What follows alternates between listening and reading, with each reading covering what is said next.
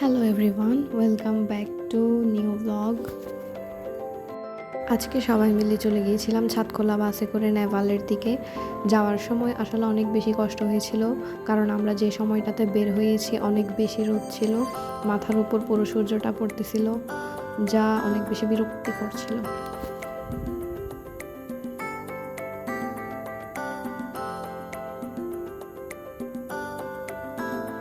যখনই গাছপালার দিকে যাচ্ছিলাম একটু একটু ঠান্ডা লাগতেছিল, আর কিছুক্ষণ পর আবার হঠাৎ করে রোদ মাথার উপরে যখন পড়ে তখন এতটা যে বিরক্ত লাগে বলার বাইরে না। আর এই গাড়িটা শুধু কিছুক্ষণ পর পর দাঁড়ায়, যেটা অনেক বেশি রাগ লাগতেছিল। এরপর আমরা হঠাৎ করে যাওয়ার সময় রাস্তায় সিউর শাটল দেখে ফেললাম। আমি মনে হয় লাইফে ফার্স্ট টাইম সিউর শাটল দেখলাম, অনেক ভালো লাগছিল। একদিন সিউতেও যাব, ইচ্ছে আছে, দেখি কখন যাওয়া হয়।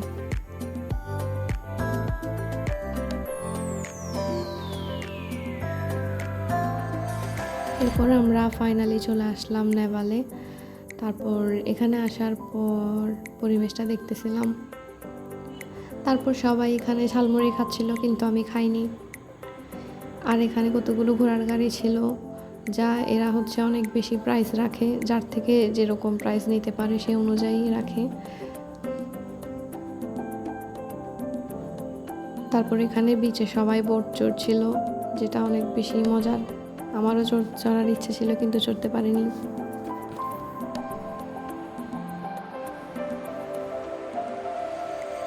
এখানকার পরিবেশটা সুন্দর হলেও কিন্তু এখানে অনেক বেশি ময়লা, যেটা আমার একেবারেই পছন্দ হয়নি।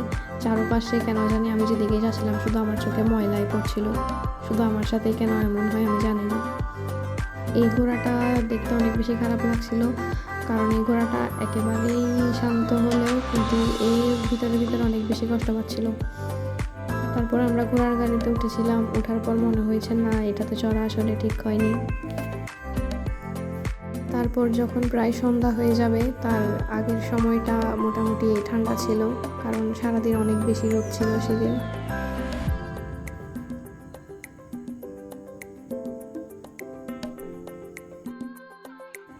এরপর একটা বিমান দেখতে পেলাম, যেটা অনেক ভালো লেগেছিল দেখার পর।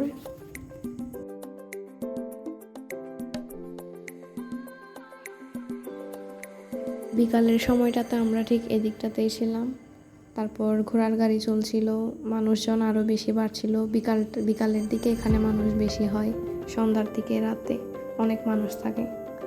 তারপর আমরা আর ওখানে বেশিক্ষণ থাকিনি, চলে এসেছিলাম। সো দেখা হবে নেক্সট কোনো ব্লগে। ততক্ষণ পর্যন্ত সবাই ভালো থাকো, টাটা।